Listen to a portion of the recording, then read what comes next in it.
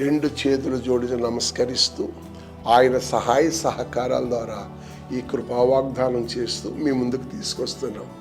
అది సద్వినియోగం చేసుకుంటే సద్భక్తి కలిగిన ప్రజలుగా దేవుడు మిమ్మల్ని చేస్తాడు.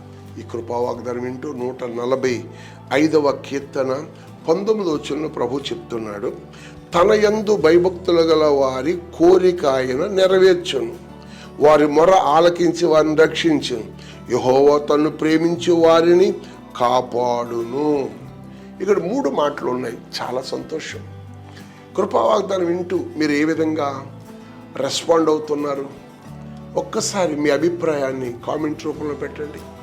మేము కూడా సంతోషిస్తాం. కొంతమంది పెడుతున్నారు ప్రార్థన అవసరాలు, కొందరు వాళ్ళ యొక్క యోగక్షేమాలు, మేము విధంగా బలపరచబడ్డామని చెప్తున్నారు.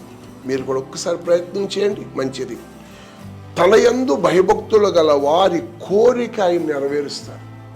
చాలామంది కోరికలు ఉంటాయి, ప్రార్థనలు చేస్తారు. నా ప్రభు ఇది చేస్తే బాగుండు, నాకు మగబిడ్డని ఇస్తే బాగుండు, నాకు 2 పిల్లల్ని ఇస్తే బాగుండు అని అడుగుతారు. అడగండి, తప్పు కాదు.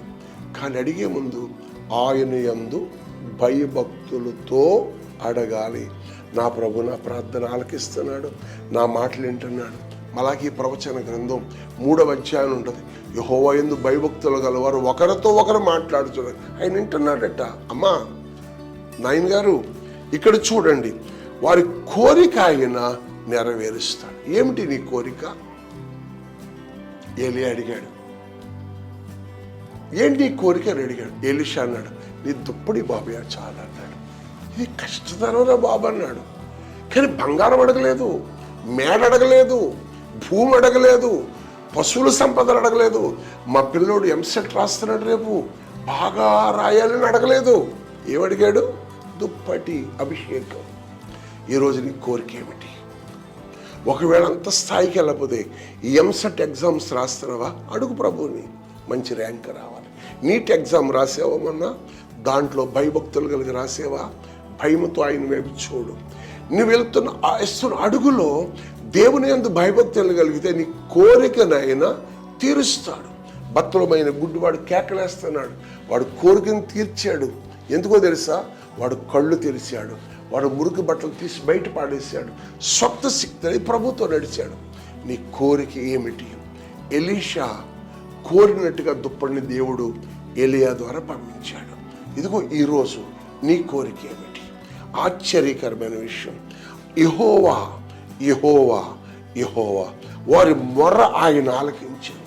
మనం కోరుకున్న కోరిక నెరవేర్చాలంటే హిజ్కియా కన్నీళ్ళు వేసి, ఏంటి కోరిక అంటే, ప్రభా నాకు ఇంకా నీ పరిచయం చేయాలి. 15 సంవత్సరాలు ఆయుష్ ఇచ్చాడు. నువ్వేం కోరుకున్న వారి రేవుకి ఆయన నడిపిస్తాడు.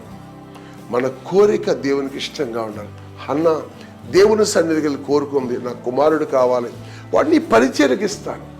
కోరుకుంది, దేవుడు కోరిక తీర్చాడు, ఆవిడ అనుకున్నది చేశాడు. ప్రవక్తగా, న్యాయవాదిగా, తీర్పరిగా, దీర్ఘదర్శిగా వాడుకున్నాడు. నీ కోరిక దేవునికి మహిమెచ్చేదిగా ఉండాలి. నీ కోరిక దేవుని కనపరచాలి. ఇక్కడున్న దైవజనుడు నా కోరిక ఏంటి తెలుసా? నా ప్రభు రాజ్య సువార్త ప్రకటించాలి. ఇదిగో దీవెన క్యాంపస్ విస్తరించబడాలి. ఇదిగో పరిచర్య ప్రజలకి వచ్చిన వారందరికీ చక్కటి ఆతిథ్యం ఇచ్చి ప్రభువుని కనపరచాలి. ఏ మనుషుని చేయి చాపకూడదు, 2 చేతులు ఆయన వైపు చాపాలి. నా కోరికనైనా నా మొర్ర ఆలకించి వారిని రక్షిస్తాడట. యెహోవాను ప్రేమించి వారిని దేవుడు ఆస్తి కర్తలుగా చేస్తాడు. నీ స్థితి మొదటి కొద్దిగా ఉందా? దావీదు గొర్రెలు కాపరి, రాజావేడు, అబ్రహాము వడ్రపని, పునర గొప్పవాడిగా చేయబడ్డాడు. నీ స్థితిని కూడా అలా చేసి నీ కుటుంబాన్ని ఆశీర్వదించి ఉన్నత స్థితిలో నడిపిస్తాడు.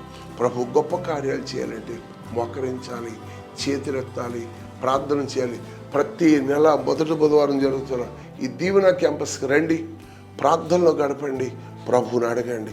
ఎక్కడెక్కడి నుంచో వస్తున్నారు. మొన్న మధ్యకాలం ఒక అబ్బాయి ఇచ్చాడు, అవసరం లైవ్లో చూపిస్తాను మీకు నేను.